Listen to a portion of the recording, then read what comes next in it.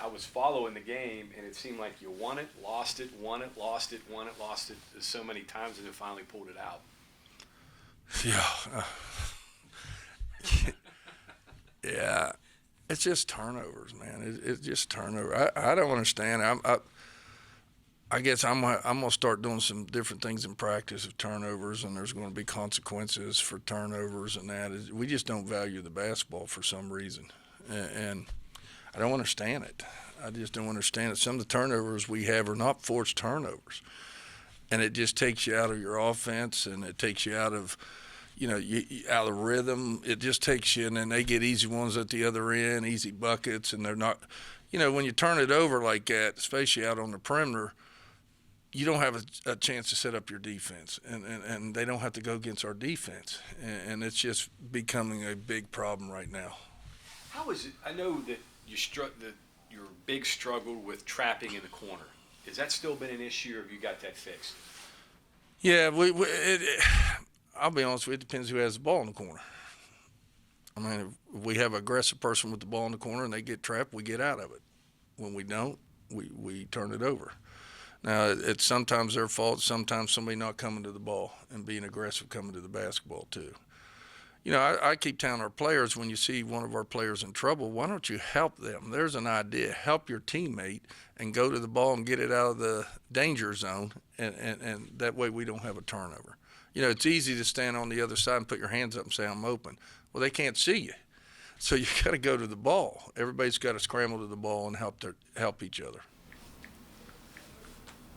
Obviously, coming up next week, South Florida, I mean, looks like they're a very good defensive team. I mean, they have they beat Stanford on a neutral court. Yeah. What kind of? Well, I watch them. They shoot a lot of threes. They play a gap man-to-man defense. They sag. I mean, you got to hit some shots over top. You're not going to be able to get in the paint easily unless you reverse the ball and move the ball. So it's going to be one of them type of games. And, I'm glad. I mean, I'm glad. I think we've been very tested this semester. I think we've had a great non-conference schedule. I really do. Matter of fact, when we went to media day, I had a couple people come up to me and said, why did you schedule all these games? And I said, well, I think we're going to be pretty good. I still think we're going to be pretty good. We just got to, if we can I thought we pounded the offensive boards. I thought we did that very well the other night. So that was good to see. I thought we hadn't been doing that. So that was good to see. But we still have to correct this turnover issue and better shots and moving the ball better. Carey had one of her better games of the year. I mean, does that kind of help? Yeah, absolutely, and we needed it. That was probably the best offensive game she had, and we needed those points, and that was good to see. Style-wise, who would you compare USF to? Well, I was going to say Iowa State, but they don't have 5 shooters on the floor at all times like Iowa State does at times. So I would say Iowa State a little bit. Maybe a little more athletic? No? Yeah, they have a 4-player that's very, very athletic. As athletic as anybody we've seen this year. But and the rest of them, it's not that they're not athletic, but they're not super athletic. You mentioned turnovers. I know it's not a one-game issue, but is it mostly newcomers, or is it leaking into the veterans a little bit too? Well, I think it's something that's leaking to everybody right now. Again, I think Madison Smith is taking care of the ball very well. I think we need KK to score. I think it's just not our guards that are turning it over. It's our post players are turning it over. It's a combination. I just think, when that's an issue, it just seems like everybody starts forcing things and starts trying to make a play. And I think, I'll be honest with you, the second half I cut down our rotation, and after the second quarter, I just cut it down, and I thought we got better chemistry at that time, and was able at least to score, not turn it over as much. Coach, you'll have about a week before you head down there to Florida, play 2 games back to back. What can you learn about your team during that time frame with those 2 games in 2 days? I mean, after we're down there, I mean, not a lot. I mean, we'll see. I mean, we're going down there playing good competition. That's good. I mean, I know we're struggling right now, but what's our record right now? 6-2. I mean, it's not like we're terrible right now. We lost 1 game by 1.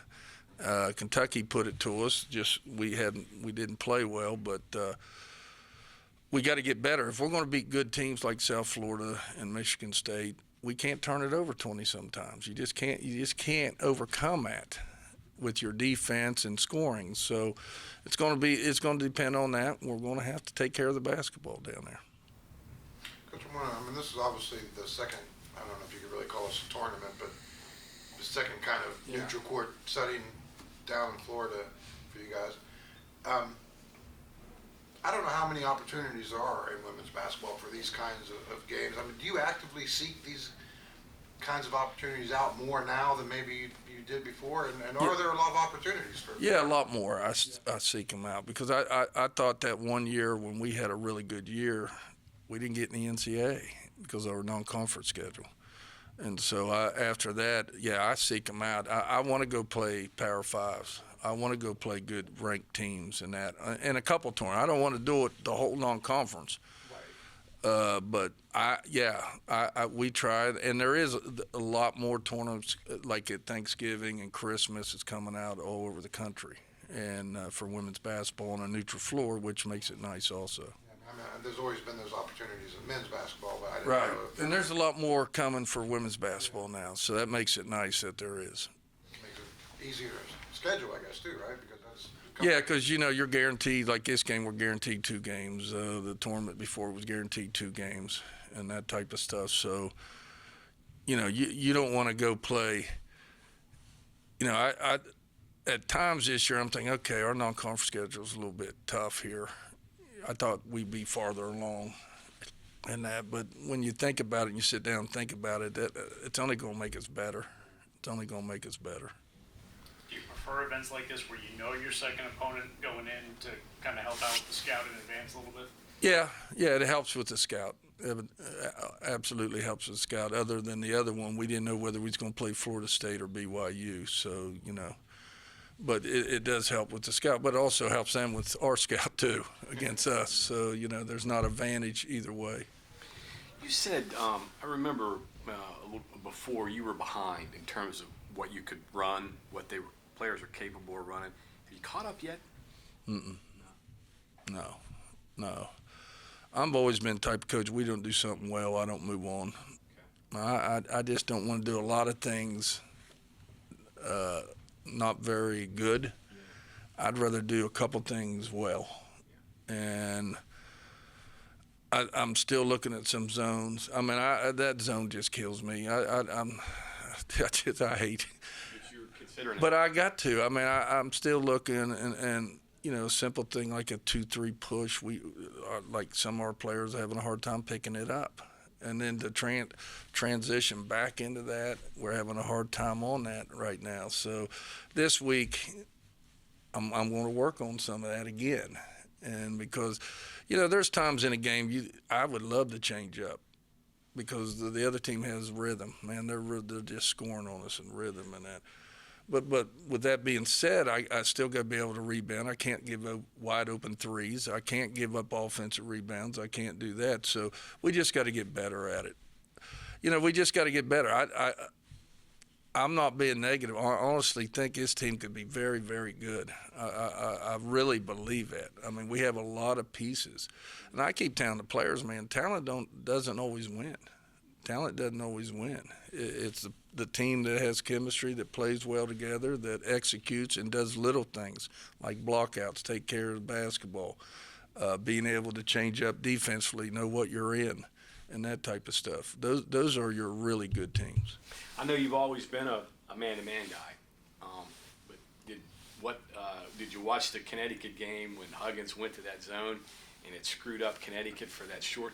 Is that kind of the thought behind it? Yeah, and that was a great move by Coach Huggins, don't get me wrong. Yeah. But if you remember, Connecticut got a wide open three, got an offensive rebound, kicked it out, had another wide open three, got an offensive rebound, and missed it at the rim. Yeah. Okay, so, that was a great move, but that's what scares me right there. What happened? Right there, what happened? 2 wide open threes and 2 offensive rebounds, but they did mess them up. They didn't know what to do. They were out of sync, and that's the time to do it. Honestly, when a team has a last shot and they run that play, and you've been in man to man the whole game, and you change up on them, and then they come out, and that's why a lot of times, even the other night, I always gave them 2 plays because that James Madison played a 2-3 also. So I've always gave them a man. Okay, if they're in man, this is what we're running. If they're in zone, this is what we're running. That way, at least we have an idea of what we're going to do. So when you do something like that, you just take a deep breath and go, "Here we go." Absolutely. Change up like that? Absolutely. I'll tell you a funny story. I had an assistant coach one time. We're playing Texas. And it's right before half. We played all man to man. We're up 1, and there's only like 10 seconds left. They take a timeout.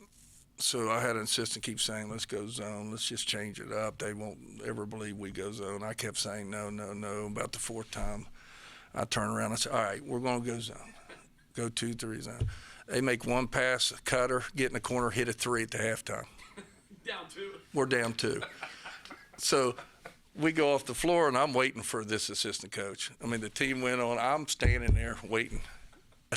He wouldn't come. He kept ahead. He knew what was going to happen. But that's the thing, and you got to be willing to take the good with the bad. You got to be willing to take the good and bad. If you're not willing to do that, then you probably, and the players got to know you believe in it also. So we're going to try. We're going to keep trying to work on some zone. Gail Catlett always told me that, he said you can sometimes mess with the players, but you can't screw up the coaches. They know. So Right. whatever you do when you change things, eventually they're going to adjust. Right. And again, not to make excuses, like we have 8 new players. It just, they still don't know the man-to-man yet. And that's my issue. And then all of a sudden the terms in a zone's a lot different than the terms in a man-to-man. But you got to be able to do it. I mean, I got to do a better job of doing those type of things and changing up. But I guess as you narrow down your rotation, that enables you to do that. Correct. And that's been the process here in non-conference, narrowing that down and see where's our, we're even playing JJ some at the 2 now because she comes off a pick, very, very good. Kind of a scorer's mentality. She's got a scorer's mentality, and so we've been trying a lot of different things, just trying to. What's she doing defensive? She does a good job. She gets lost. She just got to continue to talk and communicate. Sometimes the communication's not there, and then at the point guard position again, she has a scorer's mentality, but she's got to understand that you got to get everybody where they belong before we start a quick hitter and before we start stuff. If you're talking about the turnovers, like if you guys, were to maybe start cutting them in half or something like that, is that? I mean, I'm going to answer my own question. It doesn't fix everything, Right. But how much?